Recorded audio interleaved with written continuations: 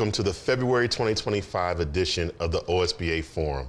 And I'm Mark Bobo, and you see I'm flying solo today. Dr. McFarland sends her regards, but we're still excited to bring you the latest updates and conversations that matter to school leaders across Ohio. And today's topic is very significant. We're going to talk about something that directly impacts our schools, and that's Governor DeWine's budget and its direct impact on K12 education. And to help break it all down, we didn't have to go any further than down the hall. We have one of our very own, Malania Birney. She's on our legislative services team. Malania, welcome to the OSBA Forum. Thank you for having me, Mark. So glad to have you. For many of our viewers, you're one of our newer team members. And so I'd like to give you the opportunity just to introduce yourself to our viewers and just tell us about your background and how you came along to OSBA. Absolutely. Well, to start, I'm a proud graduate of Harrison Hills City Schools in Harrison County. Awesome. After that, I went to Kent State University, got my degree there, worked for a few years in some federal congressional offices as well as on state campaigns.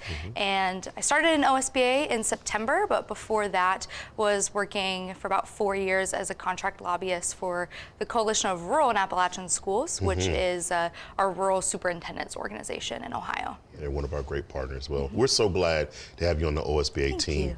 So let's jump right into it.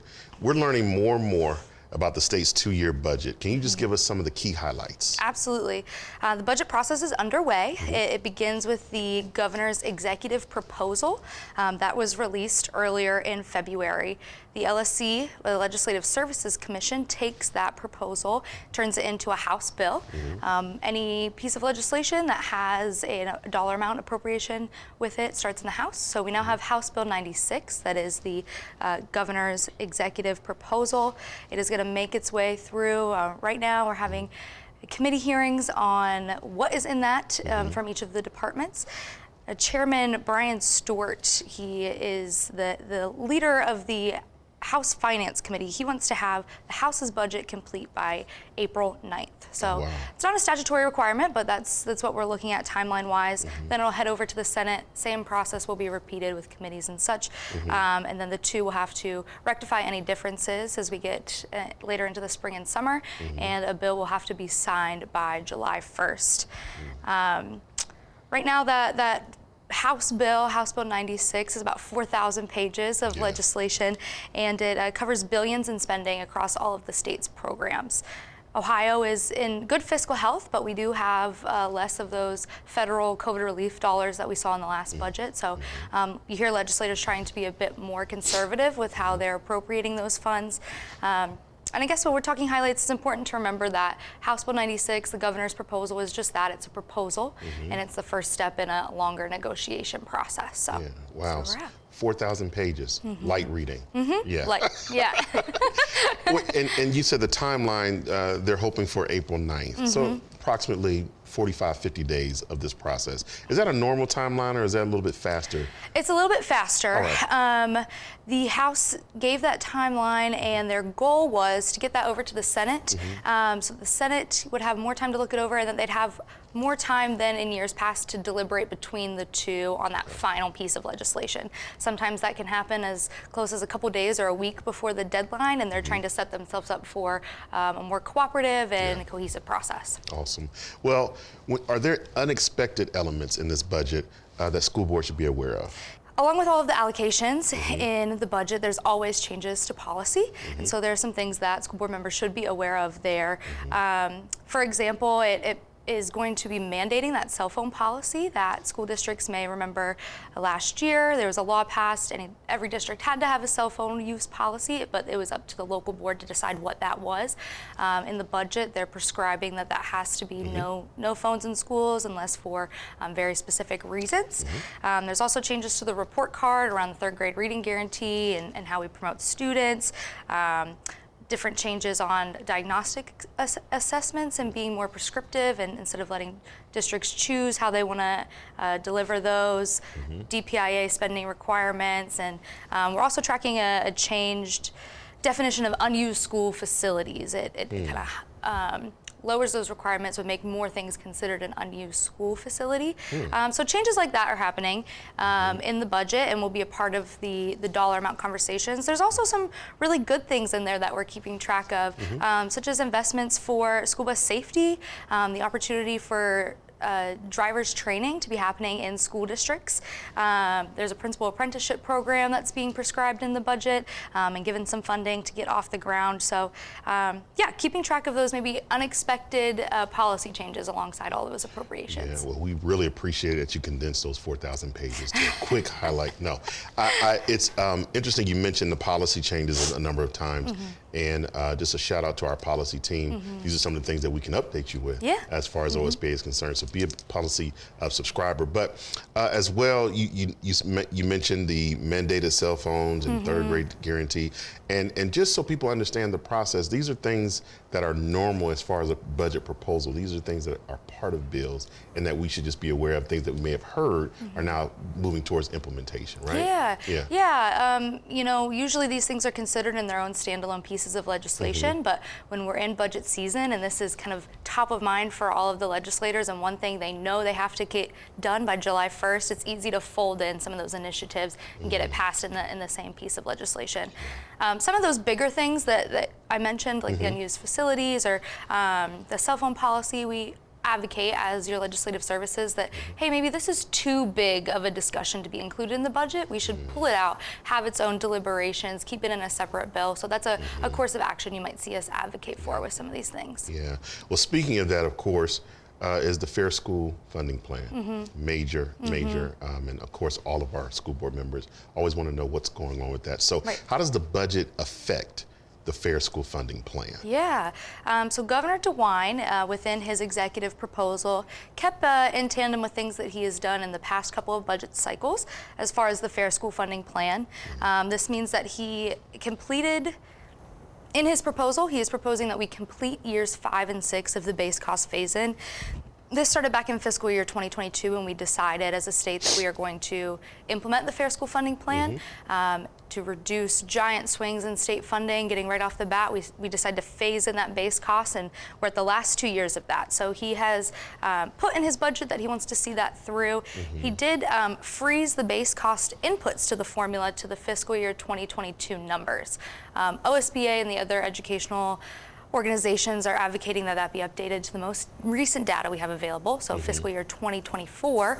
But in line with what the governor did in the last budget, he proposed the next 2 years of the phase-in and left the increases in the formula discussion to the legislature to have. Now, what we do know is that because we are not updating those inputs currently in House Bill 96, the expenses of what it costs to educate a child look artificially low because we're basing that off of data from 2 years ago. Anyone that's bought eggs or bread in the past 2 years knows that there's an inflationary cost difference there. On the other side of the formula, when we're talking about your local capacity, what a district can raise to fund those costs, the property tax and income valuations, that is updated every single year in statute. So we're automatically updating your property tax valuations, which we also know is a hot topic. Those are very inflated right now. So your districts are looking wealthier, or like they have the opportunity to raise more local revenue, and your costs are looking lower because we're basing that off of old information. So the way that the budget has the Fair School Funding formula situated right now, we're shifting our state shares lower, putting more of that onto our local property taxpayers. We are seeing that districts are going to lose money as their state share declines because of this imbalance. So 343 districts in fiscal year 26 are going to have less funding, and in fiscal year 27, that is an estimated 360 districts. All right. Yeah.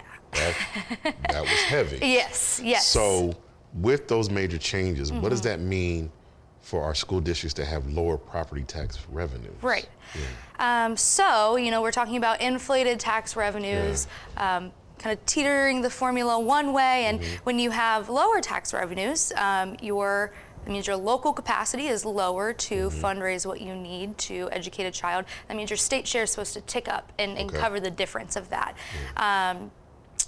Something that was unexpected in the budget that the governor did propose was reducing the guarantees by 5% each year.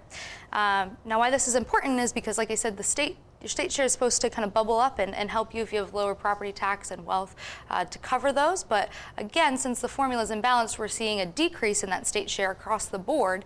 And these guarantees were meant to provide some stability to districts so that if there were fluctuations in the state share or local share, you could rely on receiving the funding you received in, there are a few of them, but maybe fiscal year 2020 or 2021. So when we're talking about shifting the burdens of the formula, lowering the state share, and then on top of that, lowering the guarantees. That means districts are still receiving funding instead of getting that boost that the guarantees were supposed to be. So again, that is by 5% each year. So it'll be funded at 95% in the first fiscal year and 90% in the second. So not 50% or 75%, but it's still, when districts are already losing out, it's still hurting. There's still definitely an impact with those changes. So are there any changes to the state funding formulas that will impact local school districts? Again, it's those phase-in numbers. That reduction to the guarantee was kind of the biggest change that we saw, a little bit unexpected. One reason that the state gave, the Department of Education and Workforce and the governor gave for wanting to decline that guarantee is that they didn't want to fund phantom students. So they talked about declining enrollment, and if you have less enrollment, you shouldn't be receiving funding. Say if you're on the fiscal year 2020 guarantee and you have less enrollment with students today, just because you're on that guarantee shouldn't mean you receive those dollars for students you don't have. We've done a bit of digging since then. We know that only about a third of the districts on these three guarantees are on them because of declining enrollment. Said another way, 2/3 of the districts on the guarantee are there not for student population going down. Some of them, their student population is growing and they're still on that guarantee for different reasons, be it kinks in the formula or again, those property tax valuations, they really impact how we fund schools.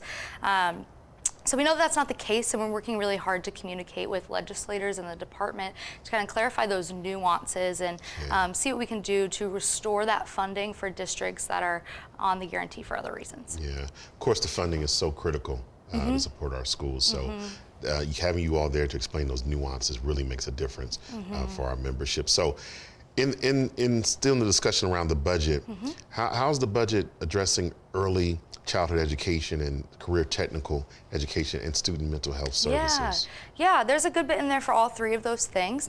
In the last state budget, we saw a new department created, so the Department of Children and Youth, which is important when we're talking about early childhood education, because the aim of that department was to pull all of the youth-facing programs in the state under one umbrella. And so the past 2 years, we've seen the merging of early childhood programs that were previously oversaw by the Department of Education, and then some were Job and Family Services. And so they've been combining those funding streams, combining those students, and that authority has continued in this budget. They specifically prescribed the new Department of Children and Youth some additional rulemaking authority over those early childhood education funds and grants. So we're keeping an eye on that, keeping track of how that coalition is going to make sure that's working out for both our preschool providers in K-12 schools and also your daycares and other important folks in the child care chain. As far as career technical education, this has been a DeWine investment area in the past few budgets, and we see that continued as well. There's $7 million per year in competitive grants for career technical planning districts to help them implement ideas in as far as workforce readiness in K-12 schools. We also see a requirement in the budget that career planning and career goals be incorporated into your graduation requirements so that each student has something that they're working towards. And then finally, I think you asked about student mental health, and that has also been a really big priority for Governor DeWine. And given that this is his last budget, his last chance to invest in things, that was another continued priority as well. This budget maintains $10 million a year in grants for school-based health centers. School-based health centers and school-based clinics have been a way for districts to bring students both your physical health, your physical wellness checkups, but also incorporate mental health counselors into their districts. It broadens the prevention programming definition so that students not students, so that schools can be a little more nimble in things like suicide prevention, drug abuse prevention, and it maintains the student wellness and success funding that districts get. That was a new DeWine initiative a few budgets ago, and it is required that 50% of that funding be spent on either physical health or mental health in schools. So that is maintained. Yeah, I think it's definitely a positive to see that the investment continues to be in early childhood development, definitely speaking to career and technical and opportunities for our students, which a lot of them are taking advantage of through some of the initiatives that have been provided through previous budgets, as well as making sure our kiddos, are mentally healthy, right? To be able to go into a classroom in the best state of mind, to see that investment by the governor is certainly something that's beneficial. So, with everything that you shared, as we understand, the budget is in the process. You talked about the committees, and there'll be further discussions. How best would you suggest to our viewers to continue to advocate on behalf of their local districts, speak to the representatives, just give us some tips on how best to make sure that their voices are heard in regards to the state budget? Absolutely. It is really important, crucial, I would say, if you're a school board member, a school leader, school administrator, to be reaching out to your local representative and then later down the line, your senator. When we're talking about 4,000 pages of a budget, if I am a legislator who has to be a generalist, who has to think about all of these different funds, I'm asking myself, what matters to the people in my district? What matters to the businesses and the schools and the hospitals in my very district? That's how they kind of guide themselves in making decisions. So they need to hear from you as school leaders. You're the experts, and when we're talking about a reduced amount of funding and a reduced state share for a vast majority of districts, it is so important to communicate to the person making decisions about that funding, what that means. And if we're talking about funding cuts, ultimately we're talking about programs being cut for students. And that is a big, big impact. And so we really encourage you, when you're talking to your representative or senator, to bring it back to what that means for kids. What programs are you going to have to cut? What things are you going to have to adjust? Is it something that's been really great for your low-income students or English learners or different demographics of kids? Really let them know what they might be missing out on if you don't receive this funding.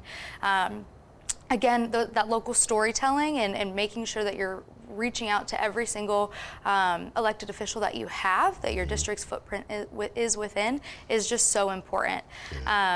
We're out there at the State House testifying and speaking on behalf of all of the districts statewide, but that local touch, it just really means a lot.